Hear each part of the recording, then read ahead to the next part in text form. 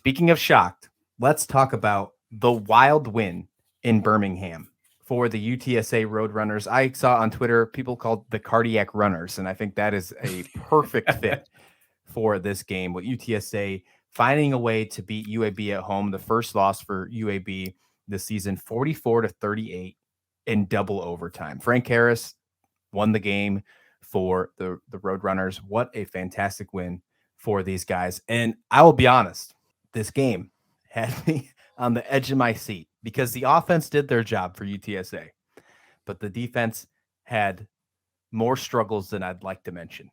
The secondary had some rough times. The run defense, they couldn't stop McBride for the second year in a row. That McBride kid, he is amazing. I mean, they called him a magician. They called him a magician on the broadcast, and I couldn't find a better word to describe what he was doing out there. He is very good. I am quite shocked, and I'm happy to see that he's in a smaller school like in Conference USA, but I'm shocked that he didn't enter the transfer portal and find himself on one of those big name teams. I'm glad he didn't because it's fun watching him do what he does for UAB. But man, is he something special. And we saw that again this season. And that was almost the deciding factor that kept them in the game. I said that I thought Zeno wasn't the guy. You know, Hopkins didn't play. Zeno came in, played quarterback. He did quite well. He did throw some turnovers. He did have some mistakes, but when it came down to the end of the game, he got them that touchdown with 15 seconds to go, got them into overtime, scored a touchdown in the first overtime. At the end of the game, although UTSA's defense struggled mightily throughout the game, they found a way at the very end. Tenacity came in. Jeff Traylor's defense and the UTSA defense won the game. How cinematic, how poetic is it that at the end of a second overtime, it's all thanks to that defense. To a 4th and 16, I believe it was. And they just got the job done. Good job for the Roadrunners. They move to 7-2 now in a commanding lead in Conference USA, Steve. You can sum up the victory in 2 words. Meep. That's some of the best hashtags in college football. Oh, for sure. The 2 best college football teams in the state of Texas are very similar in that they just find ways to win football games. TCU, UT San Antonio. Yes, a University of Texas, but you have to add San Antonio. They are better than Texas. They're better than Baylor. You know, they can beat you multiple ways. And for this might be the 3rd or 4th consecutive week, statistically on paper, the opposing quarterback had better numbers than Frank Harris, but Frank Harris won the game and ultimately took over the game and got the job done. Yeah, I have a hard time saying Frank Harris's name because I literally start to drool because I see him in Giants blue. I just see they're still him firing all cylinders, man, and that's what we've been talking about for the last couple of weeks. Kavorian Barnes is taking over as the leading rusher. I mean, and that's a good thing to have when you're handing over the reins in the middle of a successful season to a freshman.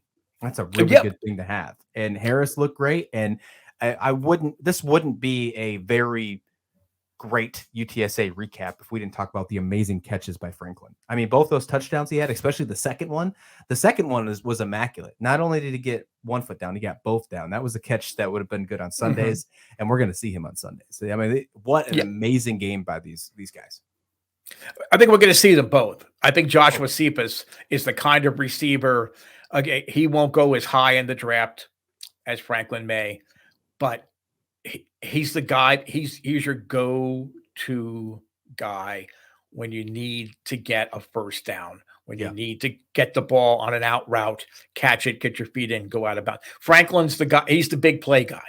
He's the highlight reel guy, you know, and he's had catches that should be on UTSA's media guides for the next 20 years.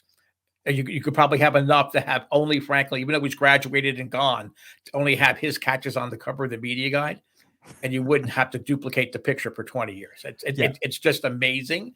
But again, for those people that listen to this and say every week it's UTSA, yes, Yeah. we have fallen in love with the way this team plays football, just like we're falling in love with TCU. They get the job done.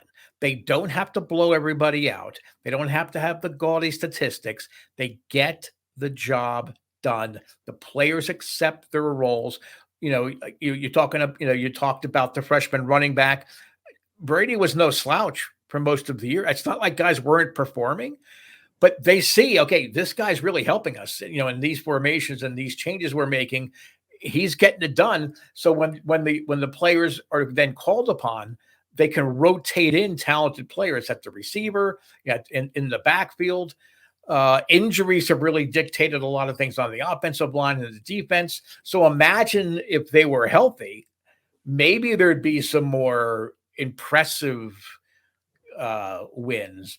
But okay, they got up to 5 votes, which again is an improvement over 1, but they're a top 25 football team. And they're going to finish there when the season's over. It might not happen till the very end, but when the season's over, we will see them with a number next to their name. They take on La Tech back in the Dome this Saturday, 3:30 p.m. Back on ESPN Plus too, might I add. I know that the broadcasters aren't always the best, presentations aren't always the best, but at least it's going to be more visible than Stadium, so that's pretty cool there. They have a clear path in my mind to 10-2. I said if they can find a way to get past North Texas and UAB, there's a clear path to 10-2.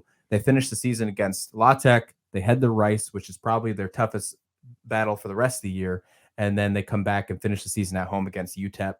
10-2. I'm feeling it. This is a bubble NY6 team in my mind. You're gonna take control of the Conference USA. We've already seen that, and then find a way to just get to 10-2. I think they can do that. Jeff Traylor, another great season, back-to-back Conference USA championships. Sounds like it to me in my mind, Steve. Absolutely. There's not a doubt in my mind that they're going to run the table going out.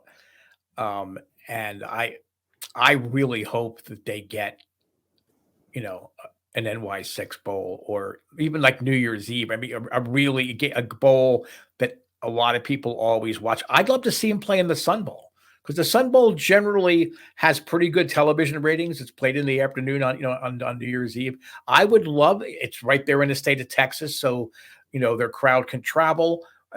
I think that would be an ideal setup because they're going to get a Power 5 opponent in that Sun Bowl. And then if they have the type of performance that we think that we can have, now we're talking not just top 25, now we're talking top 20 and maybe even beyond for UTSA.